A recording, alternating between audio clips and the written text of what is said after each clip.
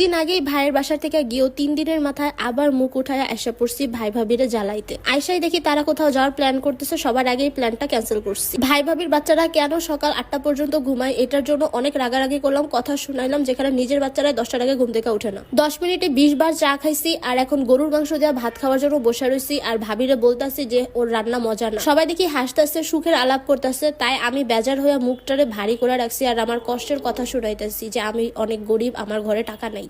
অনেক কষ্টে ভাইরে একা পাইছি, তাই সুযোগটা কাজে লাগাইছি। ভাবির নামে চগলখুরগুড়ি করতেছি, যেখানে বলতেছি যে ভাবির কারণেই বাচ্চাগুলো নষ্ট হইতেছে। ভাবির পানের বাটাটা নিলাম আর পান খাইতেছি আর বাচ্চাগুলোর সামনে নিয়ে এসে ওগো রেজাল্টের কথা জিজ্ঞাসা করছি, যাতে ওগো পুরো দিনটা নষ্ট হয় আর আমি অনেক বকতে পারি আর নিজের বাচ্চাকে প্রশংসা করতে পারি। খাওয়া দাওয়ার পর হঠাৎ কথা উঠলো যে ভাই আর ভাবি নাকি নতুন গাড়ি আর বাড়ি কিনতেছে, তাই মনে মনে অনেক খুশি না হয়েও খুশির ভান করলাম আর বাসায় এসে অনেক ইম্পর্টেন্ট একটা কাজে লেগে গেলাম।